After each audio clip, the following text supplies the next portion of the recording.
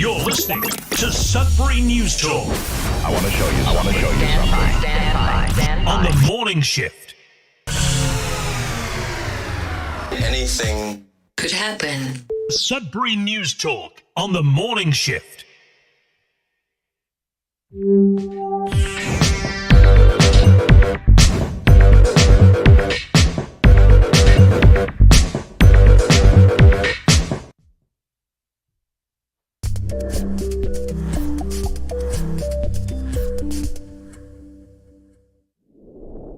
Good morning, everyone. Welcome to Sudbury News Talk on the Morning Shift. I'm AJ Walsh. Glad to be here with you. Thankful that you're here with us each and every weekday morning between 7:30 and 8:30. We come at you live from CKLU 96.7 FM on the radio, cklu.ca, streaming live on the internet. You just click on the Radio Player Canada app when you're on the website, and you can stream us. If you can download the Radio Player Canada app, you can take us with you and listen to us anywhere, anytime on your favorite device. You can also, while you're there, check out some of the merch, and by purchasing some of our merchandise on our website, it helps support the station, keeps the lights on, keeps the airways open. It's one way you can support. Another way is just by simply financially supporting us by clicking the donate button. Whatever you feel it is worth to you to keep your campus and community radio station on the air, we much appreciate any of your support. Also, if you want to volunteer at the station and have your own show or do something behind the scenes, let's say you're good at computers or marketing or something like that, or you even have experience in radio, let's say, on the technical side, we appreciate all the help we can get from people like yourself. This is your station, CKLU 96.7 FM, and this show is your conversation on your station. We're also streaming live at facebook.com/Sudbury News, youtube.com/Sudbury News. Make sure to like, share, subscribe, and follow the channel and the page. It's also found on demand after the show is live on those two platforms, along with twitter.com/Sudbury News, or now X, and also on our news aggregator, which I would hope that everyone has visited by now and seen the benefits of having all your local news in one convenient location on one webpage. So make sure to check that out, because you have your CBC, CTV, Sudbury.com, Sudbury Star, all on one webpage, all the latest stories. And you don't only have the news, you have sports as well, local sports. And then you have provincial, federal news as well, and some international news as well. It's less on the international side, but mostly Canadian, provincial, and community news on our website. And so mainly comment today, though, because we want to get your comments read for those listening and up on the screen for those watching. You can leave your comments on both Facebook and YouTube Live. However, the conversation only continues on Facebook after the show. Well, it doesn't only continue on Facebook, but it just seems to be, it makes more sense on that platform the way that it's set up. Anyways, let's dive right in. With a little bit of weather, we want to get started. There's a bunch of news stories to cover this morning. I want to give some morning shout-outs and things like that. Right after this, we'll just kick it off with a little bit of weather, and then weather's interesting this time of year for sure. So let's dive right in. We'll be back right after this.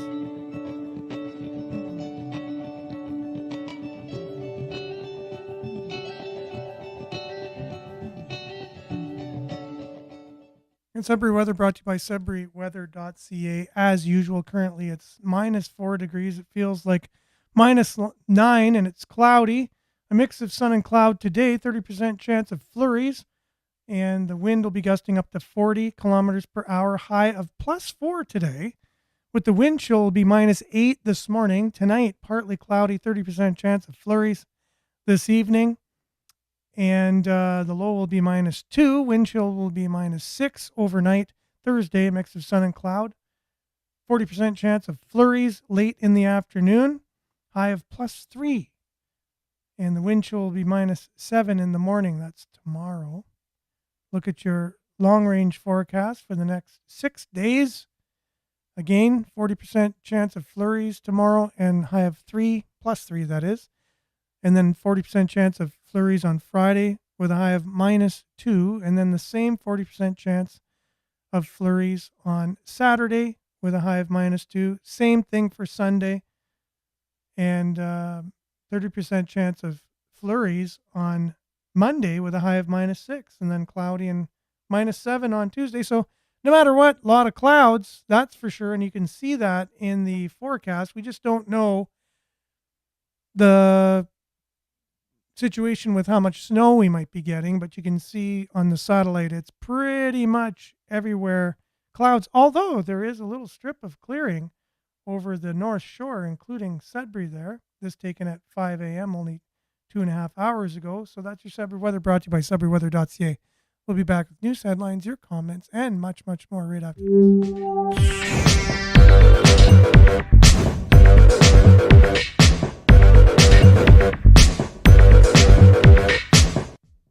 Okay, we got a power pack show ready for you today. So some morning check-ins, and then we'll be off to the races with our news headlines, which there's quite a few of them to cover. So good morning, Nana, and blessings, everyone. Enjoy the snow? ? Enjoying the snow? I used to enjoy the snow when I was like 12 and 13 years old. After that, it became a little bit, I don't know, less enjoyable, let's say. So I'm not the biggest fan, although there are many people who are, so I don't want to do anything on their parade because people do like the winter. I don't know why, but they do. Okay, Vin, good morning to you as well. Thanks for being on. And Judy, good morning to you. Marianne, good morning. From Barry, liked and shared as usual. And Monique, good morning, Sudbury, with a smiley emoji. Pat, good morning to you. Smiley emoji as well. Well, a lot of us are happy, even though there's some snow out there, but you know, it is what it is. Belinda, good morning to you. You cannot make somebody see clarity when they find comfort within their fog. When you continue to be irritated by someone who refuses to change, you also refuse to change, which is true, because if you continue to be irritated by somebody else, that means you have room for change to the point where you don't need to be irritated about somebody else's life and decisions and things like that. You can be all peaceful on your own, regardless of what anyone does. So yeah, that means if you're being irritated by others' actions, it means there's room for change in our lives. And some people, including ourselves, have a hard time changing. But I would like to put out there that along with asking questions, I think changing is one of the most important things to be able to do as a human being that will benefit us, right? Asking questions is great, because then the more questions you ask, the more answers you can get, and never stop asking questions, but also never stop changing all the time, changing for the good, I would hope, rather than saying, yeah, to heck with trying, I'm just going to change for the worst, which some people come to that conclusion in their life. I'm not one of them. And Vin, YouTube's freezing already, off and on. Really? So yesterday, or we weren't on yesterday, sorry about that. But Monday, Facebook was freezing. Today, YouTube is freezing. Well, thanks for letting us know, Vin. David's on YouTube. Hope all is well. Yes, all is well. Just yesterday, getting ready for the show, it was, just overkill. And I said, no, it's not going to do it. I'm able to just kind of just take the morning off and not be so stressed this morning. And I'm stressed every morning, but the level was a little bit too much yesterday. And I enjoyed the hour to get caught up on some homework and things like that. So thanks for asking. And Disabled Kane, I just had a thought. You're in a frame, and also in a frame, the door behind you. There's lots of frames, yes. That's a natural frame. Frames within frames within frames. It's like those mirrors you put in front of each other and they just go on for eternity. Lots of frames. But thanks. Much appreciated. And Denise, blessings, everyone. Thanks for being on, Denise. And Rick, good morning, everyone, as well. Good morning to you, Rick. And Marianne, I see many complaining that their Wi-Fi signals are being interrupted, mine included. Interesting. Yeah, we talked about that on Monday, how Facebook, and I was seeing how it was freezing on my monitor. I don't have YouTube's monitor up here. I got too many screens. So I usually just have Facebook to keep an eye on people on, and people are dropping off of Facebook right now for some reason as well. I'm not sure. Monique, Grand Rising, heart emoji. Thanks for being on. And Evelyn on YouTube. Good morning. Icy back here. Weather keeps changing when I read it. How are you? Built my first snowman yesterday. That's awesome. Yes, I did not build a snowman, but yeah, would have liked to have done that. The snow was very wet, very good for snowman making. Hard to shovel when the snowplow went by, but it is what it is. Marianne, we have no snow here yet, but supposed to get it this weekend. Yes, you're right there in the snow belt, so you will not escape, guaranteed. Denise, Sudbury News, Facebook just got notification delay or what? LOL. Oh, you just got the notification just now after it started 15 minutes ago? No problem. Well, I don't know. I don't know how those algorithms work. No idea. And Belinda says, the city again targeting communities and their facilities. Onaping Falls has for many years has been fighting to keep the heart of the community, our arena and local pool. Yes, that's been on the target there, the arena, just reading it recently on the chopping block, unfortunately. It's all about these big communities. When they amalgamate, they just kind of centralize everything, right? They'll just have really big arenas in the center, and then all the outlying areas have to travel to the center. It's just, I guess, the nature of the beast, unfortunately. Marianne says, at least you get it, LOL. I don't get any notifications. Everything that I follow on a regular basis, I know when they start. Yes, for sure. I don't get notifications for anything either, and I follow a few people that have lives. I'm only seeing the posters comments on Facebook. YouTube closed captioning is showing more comments than Facebook. That's interesting. Interesting for sure. We marvel at the platforms that we're on and sometimes how they're working, right? But they don't just set them up to work the same for everyone. We know that for some strange reason. They work differently for different people. We're not sure why. They just do it. It's kind of like our government. We don't know why they do the things they do. They just do it, and we'll get into that a little bit later.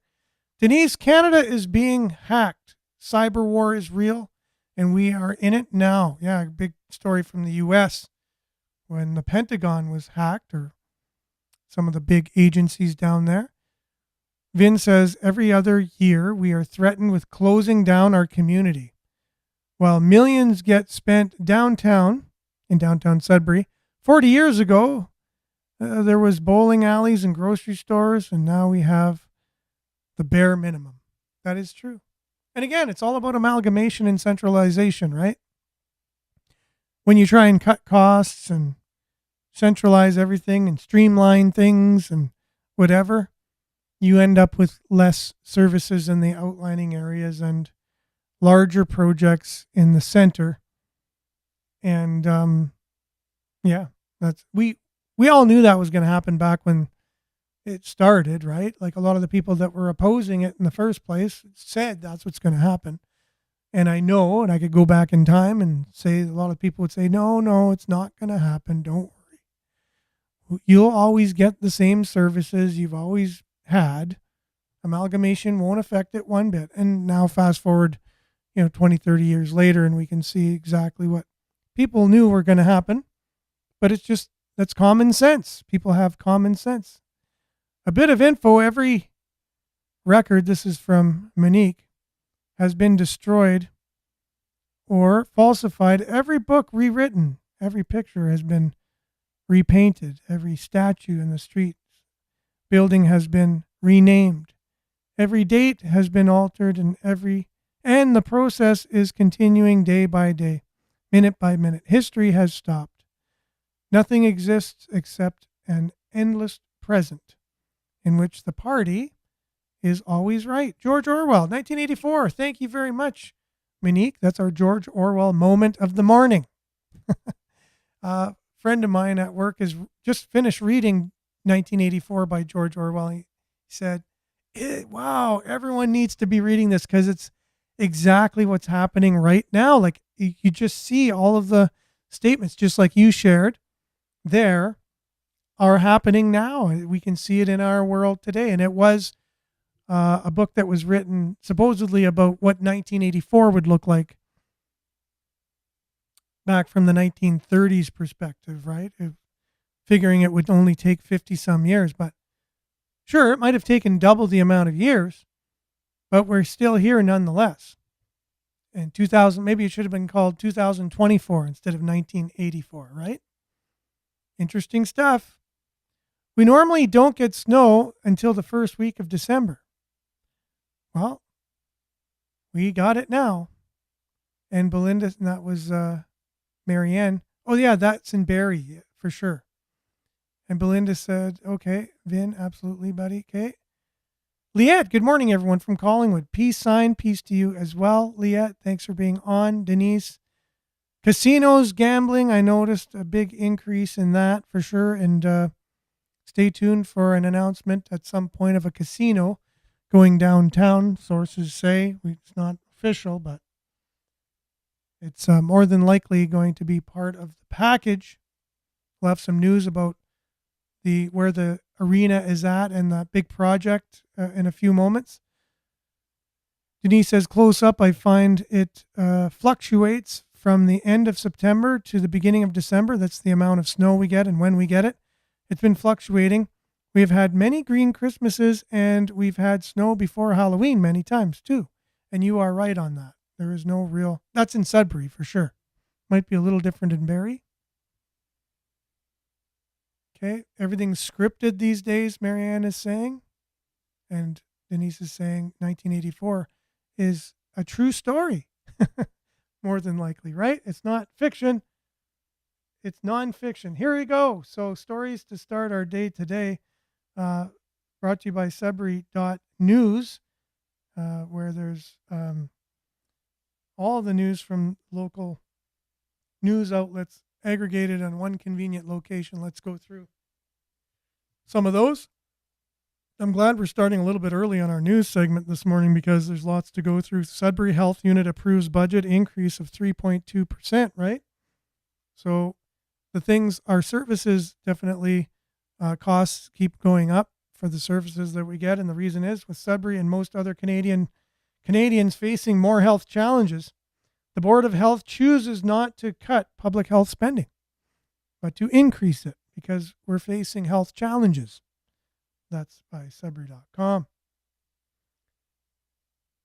Expropriation of Wacky Wings for the arena project will cost Sudbury at least $2.5 million or so. It was the last remaining business located where the event center is set to be built. The project is slowly progressing, with city staff announcing an architecture firm will soon start design work. That's from CBC. So again, more costs, right? $2.4 million at the moment just for the expropriation of a business downtown to allow the building of the new events center. We'll see the total costs at the end of this to balloon at least double from what they're telling us it's going to be right now, guaranteed. Okay, we'll come back to this Christia Freeland story from Sudbury.com a little bit later. And speaking of Sudbury.com, there was a donation by the Rogers family for $3 million for the Elliott Lake Arena. Suzanne Rogers, she was born in Elliott Lake. She's married to Ed Rogers.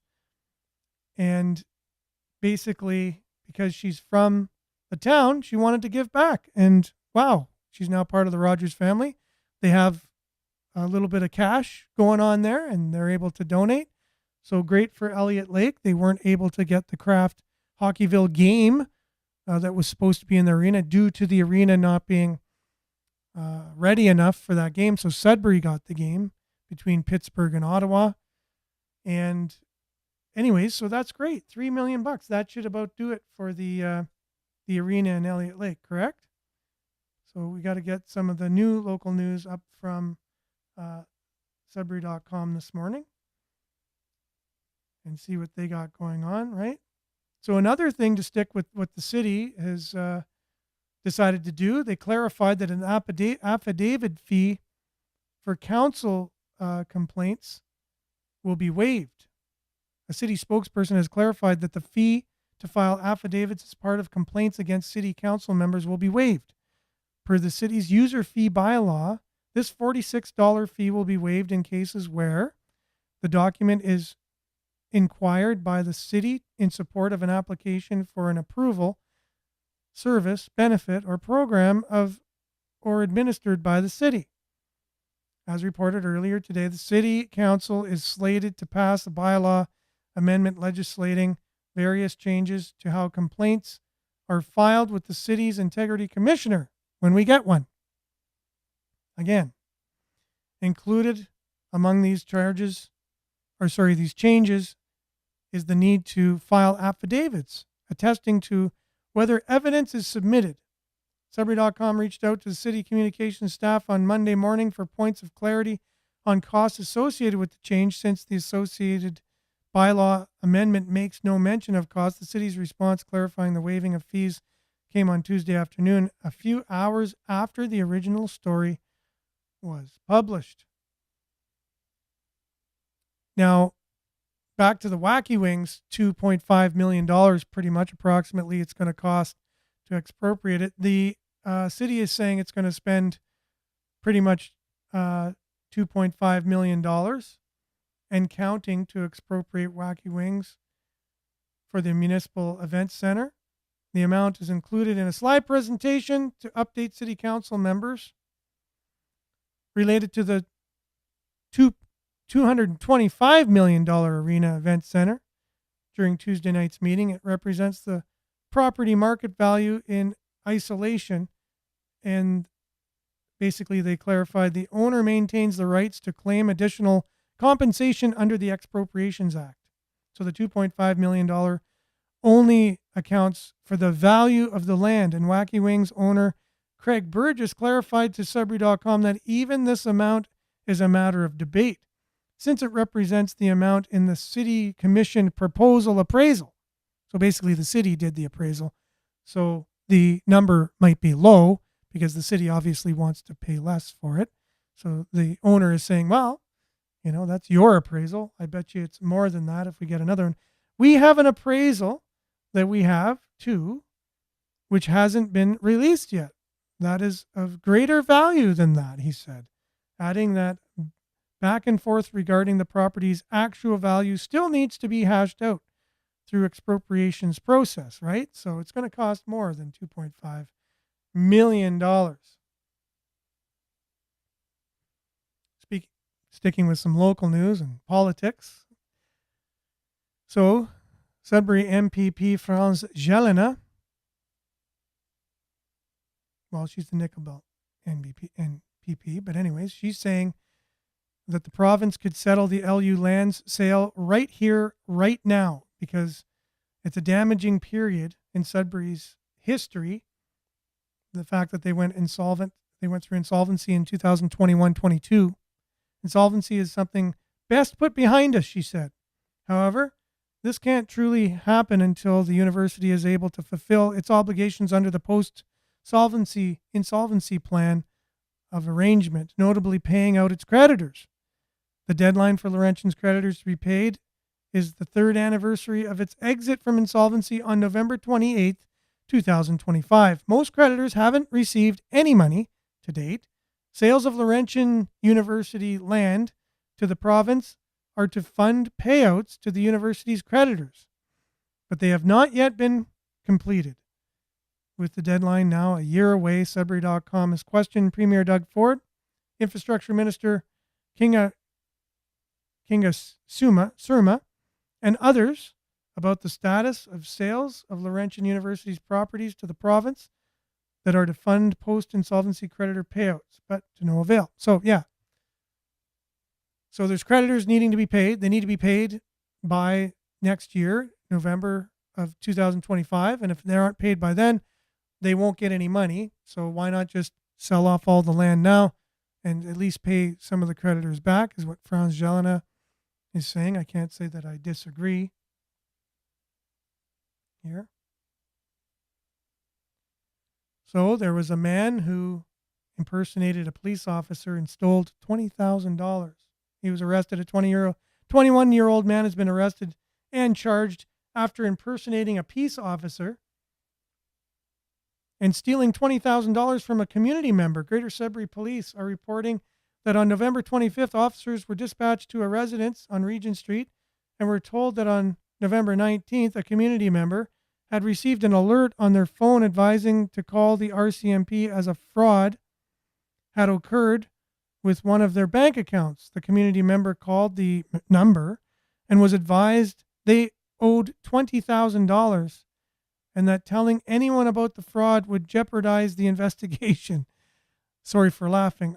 The community member was instructed to withdraw $20,000 in cash, put it in a box, and meet an undercover officer with the funds. On November 21st, the community member met the individual and handed over the money. Now, again, if anyone in the earshot of my voice right now gets anything similar to this at all, I know that a good friend of mine last night said that they got a message from a family member saying, "Hey, how's it going?" The person responded, "Oh, it's going good. How are you?" "Good." "Hey, have you heard about this government program that pays out $15,000 or $20,000? No. "Well, I used it and I got $15,000. Here's the link. It's really easy to do." How many of us have gotten something like that? Do not, click on any link from someone that sends you until you know for sure they sent that to you. So she did the right thing. She called this person and said, "Hey, did you send me a link on Messenger?" Said, "No." "No, I didn't think so."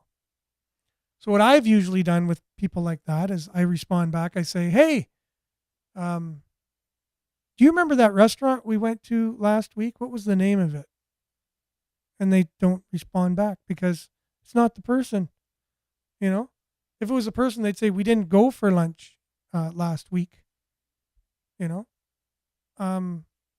whatever. I'd still call them just to make sure.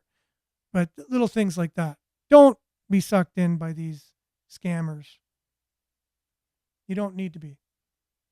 Also, interesting story coming from Sudbury Star today. This is in their newsletter that they send out. It's also found in the news aggregator from all their stories. A double murderer released on parole in Sudbury will no longer have to abide by curfew. So George Lovey, he's now 66. He went to prison in 1991 for the slaying of Arnold and Donna Edwards, who are the parents of NHL goalie Don Edwards in the Hamilton area. The couple were 63 and 61 respectively when they were murdered. Now, this particular character was going out with their daughter. She broke it off, accused him of raping her. Police were involved. He had a restraining order, was not able to see her, but he was stalking her afterwards, followed them into the home, brought a gun in, brought a knife, shot the mom in front of the daughter. The gun then jammed. There was a struggle over the gun. He had a knife too. He stabbed the dad, killed him. And somehow the daughter was able to survive. He was arrested, wasn't able to be around the family afterwards, so they put him in Sudbury at a halfway house here. So now he's released. He's not able to go down anywhere near them. He's asked to be close to his brother in Brantford. That's 40 kilometers away from Hamilton. Good luck with that one. But my question is, how does this happen? Why does Sudbury get to be blessed with somebody who's a dangerous offender like that? Like, how do they decide where somebody goes?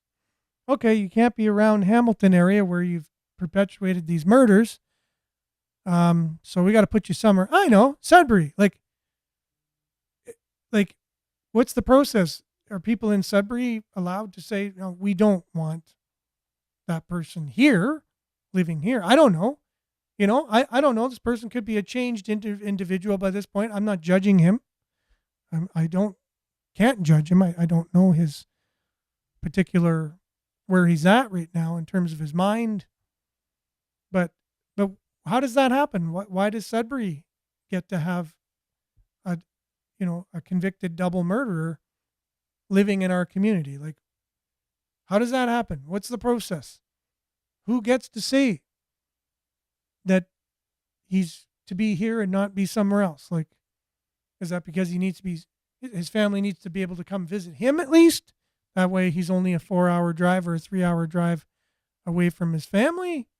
I don't know the reasoning.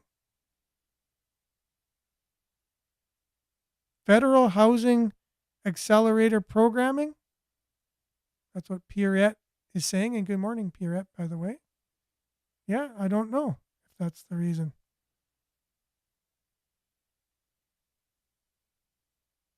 But yeah, good morning to you. So I just thought that was interesting. Anyways, we'll see how that all plays out.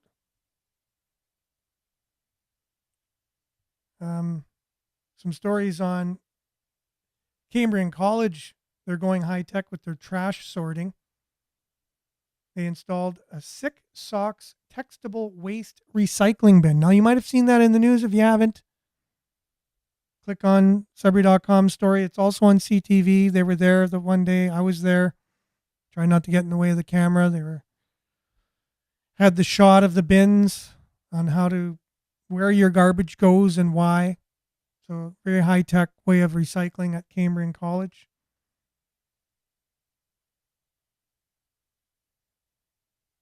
Okay. CTV reporting that guards provide security at fire station in downtown Sudbury. They're there to protect the public and firefighters at the city's downtown fire station, which is exactly right beside the Samaritan Center. Might even be attached to it. Can't remember.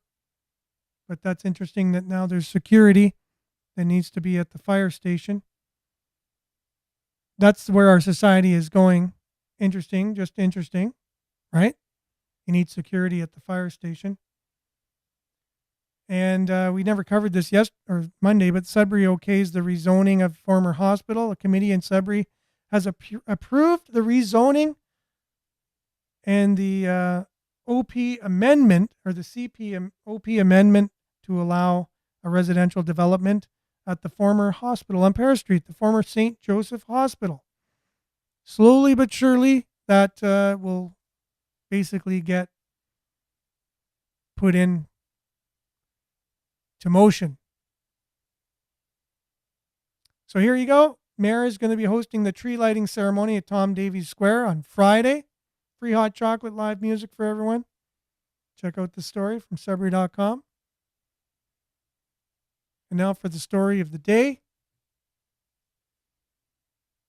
It was the second story on our news feed this morning on our Sudbury.news website. Or maybe the fourth story, whatever. Freeland says the 2-month GST holiday is meant to tackle the vibe session. Whatever the heck that means. What is vibe session? Chrystia Freeland, vibe session. Not sure what that's all about. But I had a video I wanted to share on that. And let's see if I can just find it on the fly. And I also have some information from the an accounting firm on how all this is going to play out. It's kind of ridiculous. So let's just see if we can somehow get queued up here and find the stories that I wanted to find to play. Not sure how backed up it's going to be now, but who knows? Let's check out here if this is it. It's probably not. Facebook, when it comes to messaging, is it keeps telling me I can't see my previous messages unless I put in a code or whatever. So really dumb. And if I can find this here, it might be here, I'm hoping. So this GST holiday from the Liberal NDP government. I just don't understand it. It doesn't make any sense. And I have found the video here, which is great news. There's so many implications here, like so much going on, but people are like, yay. And Betty, thanks for being on. Winter is coming. Any ideas of what to do with the homeless to keep them warm from Niagara? Yeah, no, it's a problem every community is dealing with, and every community is dealing with it in their own way. But good morning to you. Thanks for being on. So we're just talking about our holiday from taxes here and wondering why we have it and what does it mean. And anyways, so here we have, of all places, some commentators from different parties talking about this GST holiday that we're getting. And it's actually a breath of fresh air because there's somebody kind of putting it in perspective of what it really is. But interesting that it's on CBC of all places. Here you go. I've been wondering all day what you would make of this move, so I'm going to start with you if that's okay. What do you make of both the policy and the politics? It's embarrassing. You know, if you're going to go out with some dignity and some integrity rather than flinging billions of dollars at the public in hopes that they'll forget why they hate you.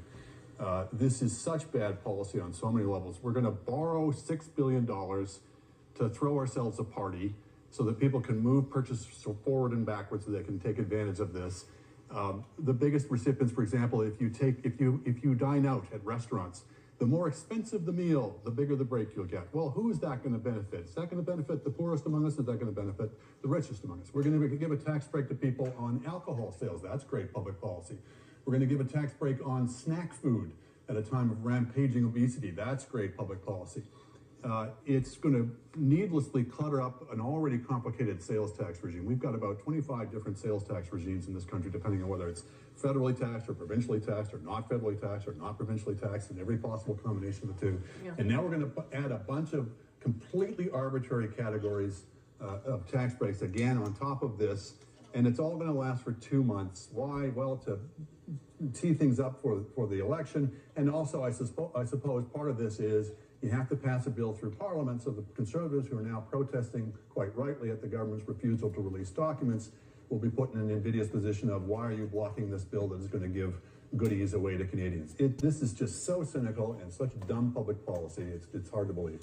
All right. So again, it's all political, right? And craziness, as far as I can see. And I'm not the only one. There's, again, that was good rationale from one person. The conversation continues, obviously. It doesn't stop there. The federal government is hoping a temporary break on GST will address vibe session. This is from Chrystia Freeland. That has gripped Canadians. So this is from Sudbury.com. Let's see if we can get more from it, and then we'll go through an accounting firm that looks at the accounting perspective of the nightmare that this is to businesses and to accounting firms and to our government. The nightmare of keeping records of this afterwards, right? We had a couple of people joining us while we were here, so I just wanted to give some shout outs. Lurleen joined us. Good morning, Lurleen. And Sarah, good morning to you as well. Thanks for being on. So yeah, they're hoping that this GST break will address vibe session that has gripped Canadians, Finance Minister Chrystia Freeland says on Monday. Prime Minister Justin Trudeau announced last week, starting December 14th, that goods and service tax will be taking off a slew of items for 2 months. Not every item, just certain items. So that alone, this right away is a red flag. So only certain items have no tax. So right away, as a former business owner, I go, okay, do any of the items that I'm selling have this relief? And that, if that's the case, I'm the tax collector as a business owner. I'm the one who has to do the work, not the government, right? So I have to adjust the way I take people's money, or else they're going to be upset at me. Like, let's just say I didn't make the proper changes on my POS system. And they're like, hey, how come the HST's on this or the GST's on my breakfast sandwich? You know, and now you got to go, oh, yeah, well, I tried to fix it. And good morning, Miles. Thanks for being on. So, anyways, Prime Minister Justin Trudeau announced that on certain goods, items won't have the GST for 2 months. To do what? To help with the affordability crunch. Who caused the affordability crunch? I guess that's debatable, right? It's arguable that he caused it. So, arguably, he caused the affordability crunch, and now he's got the solution, right? That's to give a few percentage points off your certain items that you're buying for 2 months before they double the carbon tax the month after or immediately after they give you this break. So anyways, there's lots going on here.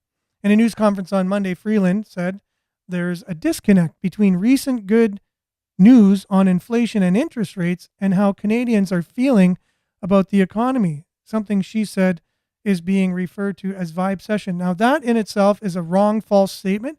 There isn't good news on inflation. It's actually gone up 2.some%. So how is that good news that inflation is going up more than 2%? Anyways, the tax cut is meant to help bridge the gap and stimulate consumer spending, she said. What, on chips and alcohol? Whatever. One of the positive impacts of this measure is to help Canadians get past vibe-session. So they're trying to take a page out of Poilievre's kind of one-liners and making, axe the tax and bring it home and all these sayings. They're trying to try their hand at it, and I don't think it's going to work. Vibe-session will not catch on. I guarantee it. Here or your money back. Vibe-session? What the heck is that? Okay, so anyways, to get past that vibe-session, because how Canadians feel really does have a real economic impact, she said. The tax break will apply to a number of items, including children's clothing and shoes, toys, diapers, restaurant meals, beer and wine. It also applies to Christmas trees, both natural and artificial. I can just picture her saying it right now with her head bopping around and her hair flowing. Along with a variety of snack foods and beverages. And, get this, video game consoles. Now, you have to have that in there. That's really going to help most Canadians in this time that they're fighting through inflation and paying almost 50% of their income in taxes year over year, end over end. And it's going to go up in a couple months with the carbon tax, right? So, yeah, video game consoles will not have GST on them for 2 months. That's going to help the economy. The federal government also plans to send $250 checks to people in the spring, to Canadians who were working in 2023 and earned up to $150,000. They're going to get $250. Those who weren't working last year, including retirees and Canadians on social assistance, will not receive the checks. Fueling criticism from opposition parties. Give money to everybody. Corporate greed. We need to just take people's tax money, borrow more money, and give it back to them at interest. That's what the opposing parties are saying that are opposing, that everyone needs this $250. We're going to borrow the money, give everybody $250 that worked last year if they made $150,000 or less. Going to borrow it, and then there's going to be, I don't know how many interest points on that money that us taxpayers are now stuck holding the bill for. That makes a lot of sense, right? Financially, this is coming from Justin Trudeau, who said the budget balances itself. Remember that? That makes a lot of sense. So yeah, they're going to dole out some checks, $250 to people. I would be one of those people, by the way. So I'm saying keep your money. Keep my money that you're giving out to me at interest. I don't need that. What's $250 going to do in 1 month, one check in the year? Honestly, with inflation, and who's in charge of inflation? Who causes inflation? Corporations? No. Had a discussion with a staunch NDPer yesterday who said, it's all corporate greed. Every problem we have in this society we have today is corporate greed. I said, really? Not government greed? No. So governments aren't greedy? You know, these corporations are responsible to those. They offer goods and services to people. They don't have to buy their goods and services if they don't want. Corporations, they're responsible to the people buying their things. And if they want more money, they have to have a better product or raise their prices. And then competition can come in and give them a better option. And then they're accountable. And then their corporation can suffer for it. But government, there's none of that. They need more money. They just come back to you. And they just keep getting more and more. We are almost taxed up to 50% of our income right now before we even have money to spend after that. Like we spend almost 50% of our income in taxes at the end of the day. Now, this little relief for 2 months is not an answer. It's really, but at the same time, it doesn't surprise me. It's their way of dealing with things, which is really laughable. It's laughable. We're going to give some relief on certain items, not everything, which will then place the burden on businesses, which will make their life, they're already struggling, businesses, right? So this is coming from the taxation firm McCarthy and Tarot. Federal government announces GST, HST holiday relief. So to help Canadians by giving them more money in their pockets, quote unquote, this holiday season, the federal government released a backgrounder on November 21st announcing 2 months of relief from goods and services, the HST and GST, on certain grocery, restaurant meals, and holiday essentials. Holiday relief is proposed to start on December the 14th and end February the 15th, and will eliminate GST, HST on supplies that are commonly purchased during the holiday season. The details, the backgrounder indicated that as of December 14th, businesses across Canada are expected to remove the GST, HST on qualifying goods at checkout. The qualifying goods are items commonly purchased during the holiday season, including children's clothing, footwear, diapers, car seats, print newspapers, excluding electronic publications. Like, this is the government. You know what I mean? They sat around and made this list. Like, I don't know about you, but do you buy more newspapers around the holiday season? How did that get in there? Newspapers, but not the print, not the digital form, just the print ones will have the HST, GST taken off just for 2 months. A newspaper costs what? A couple bucks? Like, what's that going to, and why newspapers? Whatever. This is the thing. This is strange the way government does things and the way they think, but it's shown here in how they're rolling this out. Printed books with several exclusions, such as most magazines and writing journals. Christmas trees, food or beverages, including alcoholic beverages, restaurant meals, candles, and more. Candies and more, sorry. Select children's toys. It's like, yeah, it's only going to be on some children's toys, not all children's toys. And we're going to tell you which children's toys get the tax off and which ones don't. Because somehow we have some kind of theory that makes some kind of sense to somebody somewhere that makes sense. That only certain toys will have taxes taken off them. I'd love to hear the reasoning. Select children's toys, such as board games and dolls, designed for children under 14 years of age. Children 15 years of age or older, I mean, by now you shouldn't have your tax taken off your toys. You know, that doesn't make sense to some people somewhere, sometime, for some reason that we don't know. Jigsaw puzzles and video game consoles. Oh, the video games for the ones 15 and older. There you go. You play video games, so we're going to take the tax off your video game console. Not the games, just the console. Draft legislation has not been released at the time of publication of this article. Already ambiguity as to how some of the eligible goods will be defined and interpreted by Canada Revenue Agency. Now that just adds a whole other level of dumbness when you include the CRA and things. So this is what's going to happen. Retailers, including online retailers and their platform operators for qualifying goods will need to start preparing their point of sale machines and systems to exclude all of these items, which they don't even know which ones qualify and which ones don't at this point. They're not going to get true clarification probably right up until the time starts. This task will be especially difficult for small, locally owned businesses who may have less developed POS systems, bingo, or less access to expert tax advisors.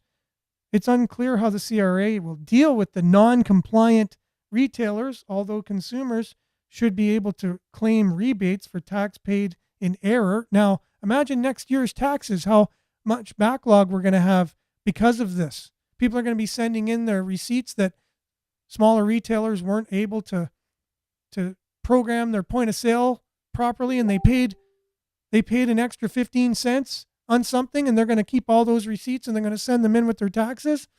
I just want to bang my head against the microphone so hard it's going to leave a microphone mark in my forehead right now. This is ridiculous. I've never seen such incompetency. I didn't think they could top what they've already done, but they have. And we'll have to talk more about it tomorrow because we're out of time. It's all the time we got, ladies and gents. But thanks for watching. This ridiculousness will continue tomorrow on the show. I guarantee it, or your money back. Thanks for joining us. Stay tuned now for Earshot Daily on CKLU 96.7 FM. Remember to stay aware, take care, like, and share. We'll be back same time, same place, on the same platforms, God willing, tomorrow. Have a great and safe Wednesday, everyone. Ciao.